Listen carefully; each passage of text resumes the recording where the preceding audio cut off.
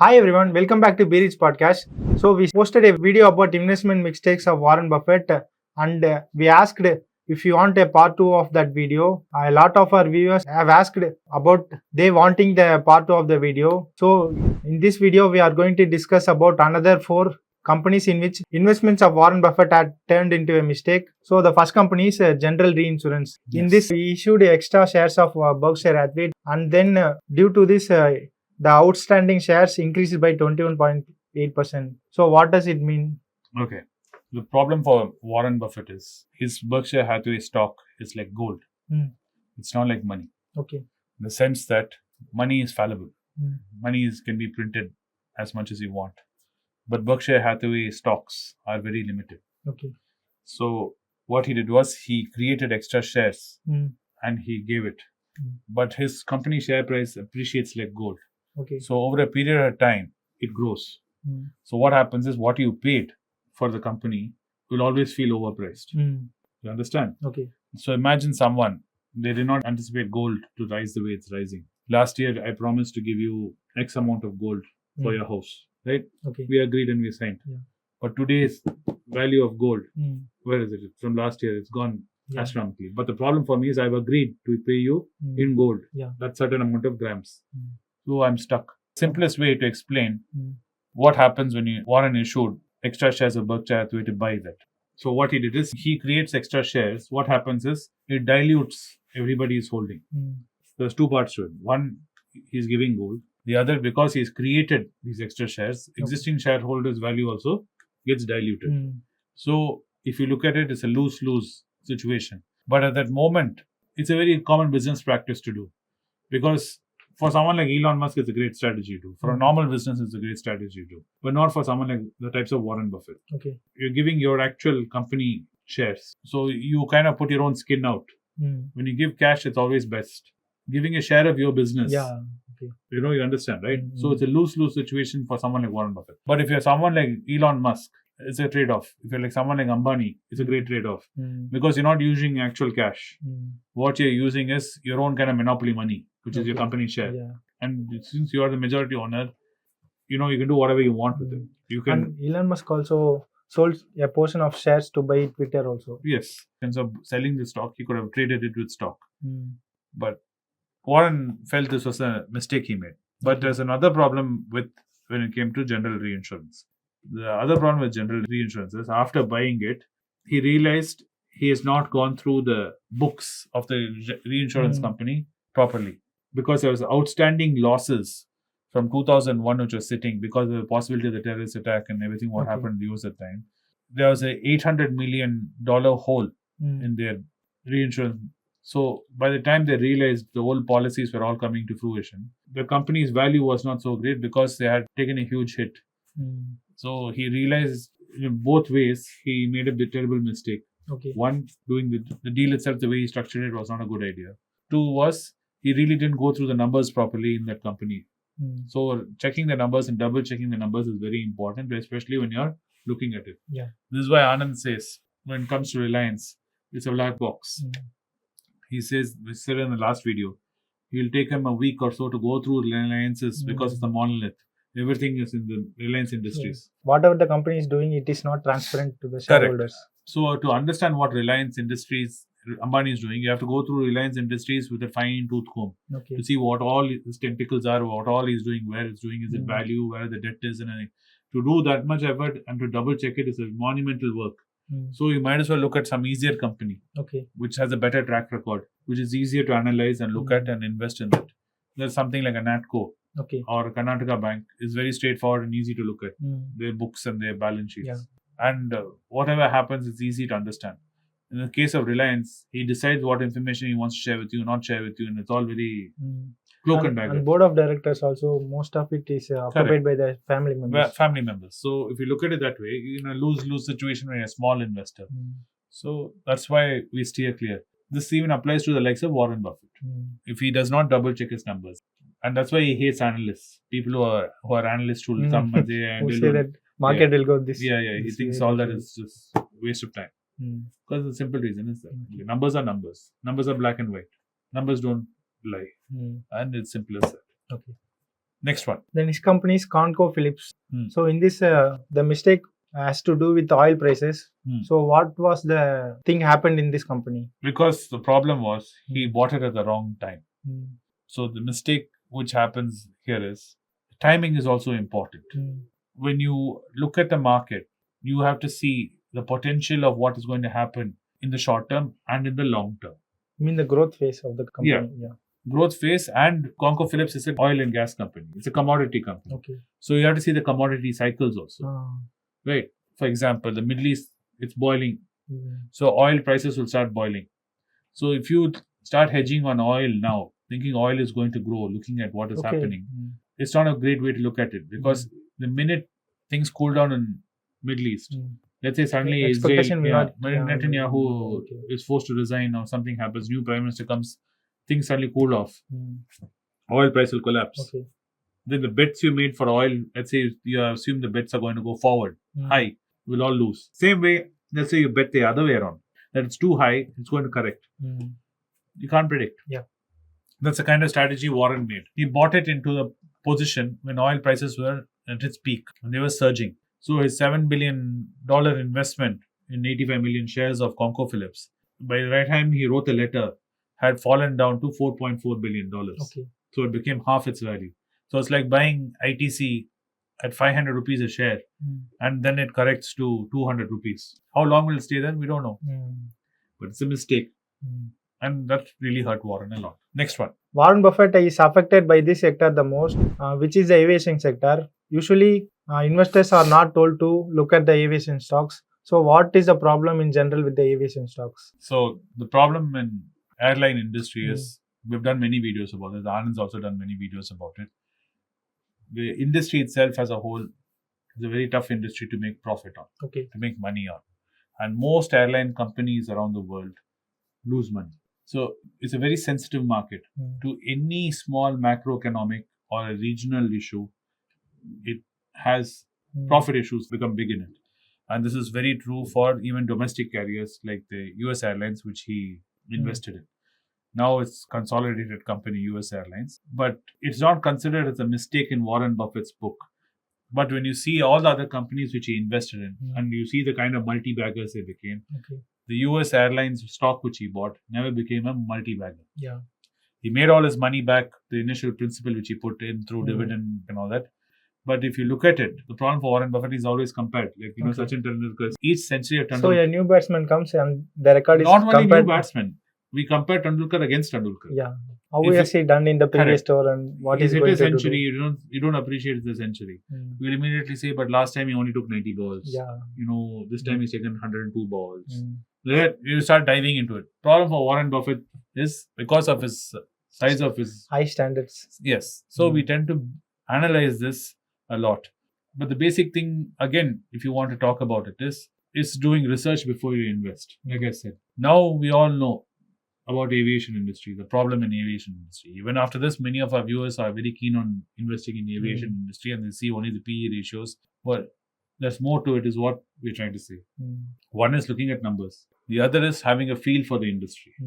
You know, knowing that how the industry works. And like I said in that video which I spoke with Anand, that none of the airlines company in India own the planes. It's all leased. Okay. The way it's structured also. Even when you say Tata has placed an order for Boeing, 100 Boeing jets. Tata has not paid Boeing money and not buying it. There's a third party sitting in the middle. Right? That guy is financing the whole deal. He'll pay Boeing. Okay. Boeing in turn gives it to Tata. Tata is paying rent to this guy. So it's like structured deal like this. And that's the way it's set up. Why it's set up like that, that's another video altogether. You may be wondering why Tata has so much money, why don't they just go buy it? But there's a reason for it. There are some business which has to be done in a particular way. And there's a reason for it. And it's a good reason, which I can explain in another video. But if you look at it like that, and the way oil, is priced, you see how oil fluctuates. And aviation fuel is very expensive. And each country has a different aviation fuel. So if you're flying internationally, you can imagine. Then second, none of the airlines own an airport. They have to pay rent. Like in India, you're paying the government rent, or the private airport, you're paying the guy rent. Even where you park your plane, you're paying rent. So nothing is owned. All the stuff inside the airport, which is supposed to be their counter and all that, is all around lease, on rent. The employee is also all on contract. The pilots are on contract. You see this happening. So everything is fluid. So your monthly overhead cost can fluctuate in an airline industry. Then you have in a competitive environment, right? Where you're fighting against all other guys, low-cost carriers. Yeah. Especially in India, it's a very price-sensitive market. If I offer 100 rupees less, everybody will switch over to my plane. They don't care. Okay. If the seat is horrible, if my plane is not cool, they'll be complaining about it. But still, they'll fly. They look at the price only. Correct. In India, it's very price-sensitive. So if I turn off the air conditioner in the aircraft and say we'll fly without AC, but you'll pay 1,000 rupees less, they'll buy my ticket. Then they'll complain about it. Okay. I'll say I'll charge you 2,000 rupees less, but I will not allow you to carry suitcase. I'll charge you 50 rupees for suitcase. They'll book my flight, they'll fly it, but at the same time they'll complain about it. But if I say I'm going to charge you 10,000 rupees, but I'll give you world-class food. You will have super air-conditioned aircraft, and you can carry 6 suitcases each. And each one of you will not have to wait. I'll personally have one man carry you to the aircraft and put you inside your seat. And you'll have 70-inch screen in front of you with all the movies you can imagine. But you'll have to pay me 10,000 rupees. Nobody will fly it. Few people will fly. Of course, in the K-shaped recovery, the front few seats might fill up. But the whole plane will not be full.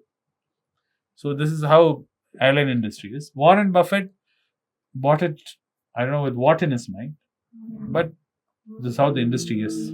So you cannot expect making an investment, let's say in an Indigo or even a Air India or whichever airline you want to think about, SpiceJet. It's very difficult. And that's why if you see Kingfisher, SpiceJet, all of them, there's been so many in India. If you've seen Indian airline since privatization, the amount of airlines that have come and disappeared, Jet Airways, Sahar, East West, I can name Paramount. So many airlines have come with fanfare and then disappeared. Came with fanfare, Go Air. Came with fanfare and disappeared. So that shows how difficult the industry is. So if I was an investor and I had little money, I'd rather sit in a place where at least there's a chance of survival. My business is not so sensitive to the market conditions. It can weather it.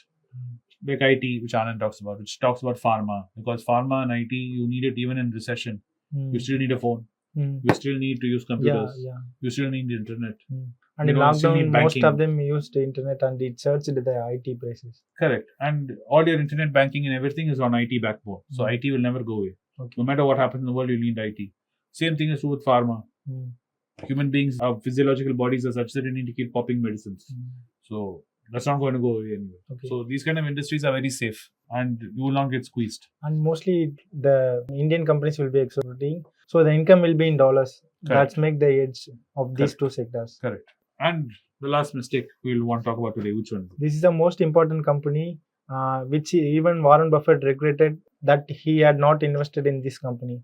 So back in the early 2000s, they didn't see the companies like Google as a potential which will grow into a multi-bagger.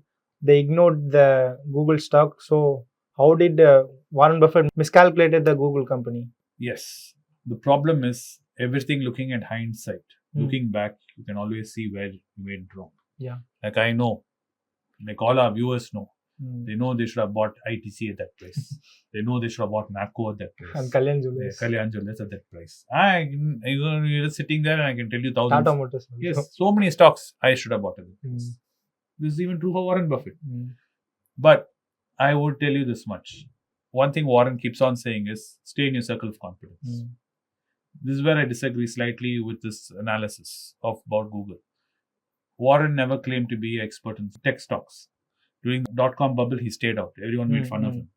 But when the bubble burst and everyone collapsed, Warren came out shining. He didn't lose money. Because he stayed in his competence. Now you can argue saying he should have invested in Google earlier. Right. But there are a lot of other companies at the same time as Google which have disappeared, which all are there, tech companies. They're not there anymore. And I can name 1,000 of them. So Google would have been an amazing investment. And Warren feels that because he's looking at hindsight. But at the moment when he was looking, it would have been a very difficult bet for him to make when he has no knowledge of how the industry is and how tech works. And he does say you should have figured out their business model about advertisement and AdWords. Yes, you might be, Berkshire Hathaway might be using your services, but that doesn't mean you're making money. I might be Warren Buffett's gardener, Mm. right? Mm. And I may be charging him $100. But that doesn't mean I'm making profit. Just because Warren Buffett is my client doesn't mean I'm making Yeah. lots of money, Okay. right? Flip of it is, does my business make sense? Mm. Am I taking the money I'm making from Warren Buffett and making sure my overheads are low enough and I'm still turning a profit? Mm. Warren Buffett might have negotiated something very hard on me where I'm just to keep him as a client, I might be giving him free service. Okay. So those are nuances to see. Just because Tatas are my client doesn't mean I'm making money. Mm. I might be agreeing to some cutthroat price with them so I can go around telling everyone very proudly they are my clients. Okay. Mm. So that analysis needs to be done. But I don't think it is a situation where we can say Warren should have made this. Even Warren, the way he talks about it is in hindsight. Mm. Even if you take this AdWord business, he should have figured it out, what he claims to have said. I would say he made so much money Profits and in other everything companies. else. Yeah, for few you miss, it's all right. So one more thing is he knows that it is a potential, but in early 2000s he missed it. But later after 2005 around 10s he could have bought, but he ignored the Google stock completely. True, but it's like, again, I can give an analogy of Tendulkar playing.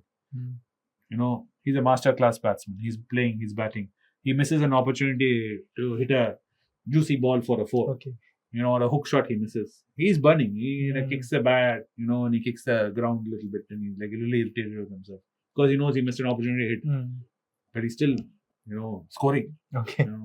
It doesn't take He'll away make from up for the next match. He may feel what he feels, Mm. but as watching him play, Mm. we have no complaints. Okay. So even all these analysis we do about Warren's mistake, yes, but the amount of success he's had on the flip of it, Mm. these mistakes are very few. So I think Warren can forgive himself, and we should also Mm.